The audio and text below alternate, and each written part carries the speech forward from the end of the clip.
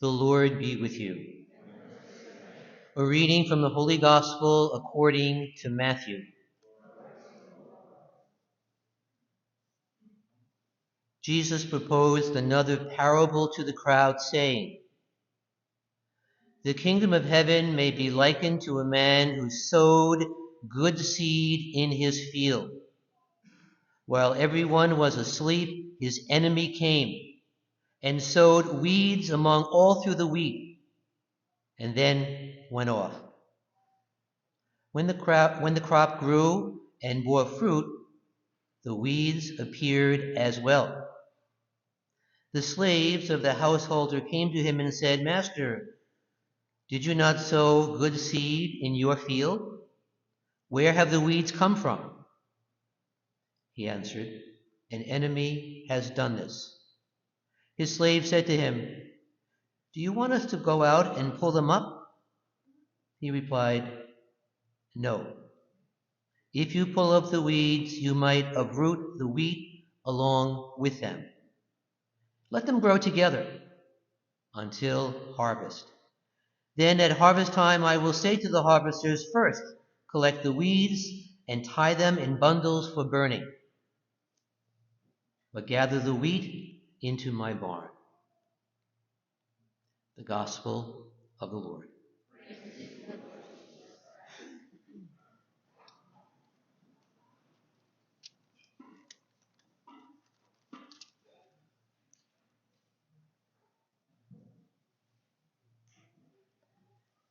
So today's Gospel is kind of troubling. Why does God allow both virtue and vice to coexist in our lives, in our world, in our society? This parable is only recorded in St. Matthew, and so we only get to hear it once every 3 years. And you know, some preachers often turn to this narrative, this story we just heard, with fire and brimstone preaching to prove that come the harvest time, or when the end of the world happens, or the end of someone's particular life perhaps, that the wheat and the chaff, the good and the bad, will be divided. Heaven or hell. Jesus says, wait, not so fast. Of course, the gospel truth is that for the doers of wicked deeds, the weeds, for the doers of wicked deeds, some bad news is ahead. Some bad news could also befall and come about for evil people sooner than later, even in this life, like going to jail. I couldn't help but think of that. And this gospel passage, this past week, as I was reading this gospel and also reading in the story about the intrigue of the guy who was arrested not very far from here for the Gilgo murders years ago.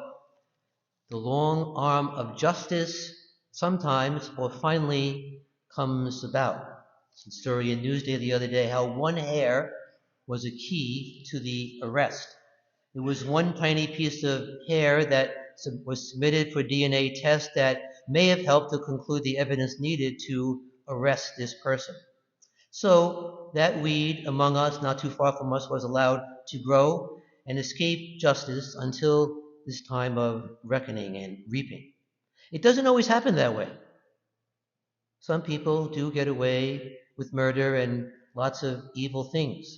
I was speaking with Father Zach the other day at dinner, and we were talking about all the various slow but persistent processes of justice and life in general. And Father Zach said, well, maybe the patient tenacity of justice will also come about in our country, in Washington, with all the political intrigues out there as well. But nevertheless, taking a wide-angle view of Jesus' preaching and staying with the underlying aspects of this parable, that can be both theologically useful and spiritually comforting, as well as challenging to all of us in different ways. So rather than just being a statement of certainty, in other words, about heaven or hell, what if Jesus' primary lesson is first and foremost about patience? Patience and the discomfort of waiting, especially waiting when we are uncertain about what the future holds, what the future holds for ourselves, the future of our country, of our church, of our families, in every era and time, but especially right now. Why do the weeds exist at all? Well, we have to know that there is an enemy out there, as we hear in this gospel. And why do some people escape justice? Why do we all have a mixture of both virtue and vice in our lives, in our society, in our church, all around us? This parable reminds me of my own extremely limited gardening experience, which began and which ended before I was 12 years old. As a child, one day before my father was going off for work, he asked me to do some limited weeding in our family garden, and I ended up pulling up whole plants as well as the few weeds that were there. I was very proud of that nice, neat pile of dirt that was left the surface flat and dirt free, not dirt free, but better looking. How often has an honest mistake gotten us into a problem that was bigger than the one we set out to fix? In Jesus' parable, the landowner tells his workers, let the weeds grow alongside the good plants until harvest time. If we weed out every single suspected weed too early, we would uproot the good crop also. Interesting advice from the master gardener. Just wait. Uncomfortable advice for sure. Every parent especially knows that reality. Don't act prematurely. Jesus does counsel. God's grace-filled activity will guide us in due time, not necessarily our time. Live amongst the weeds, the challenges, the vices for now.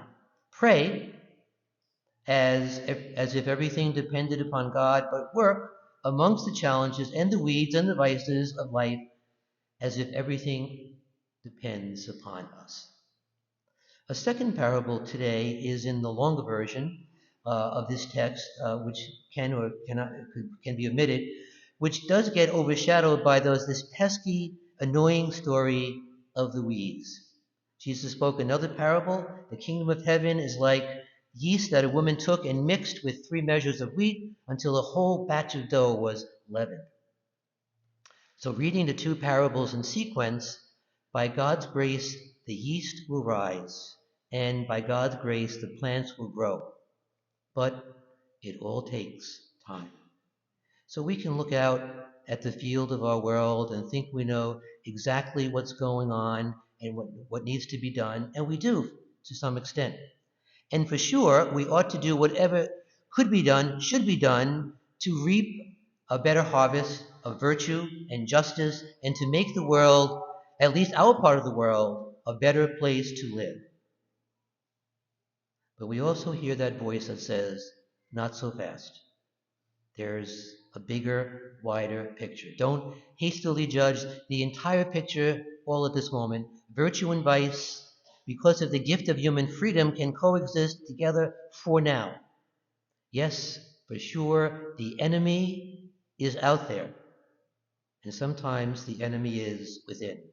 So let us pray today as we gather together, as we heard in that first reading, that you give good ground to those who hope, to do all that we can do, but to leave the judgment to God, whose time is not our own.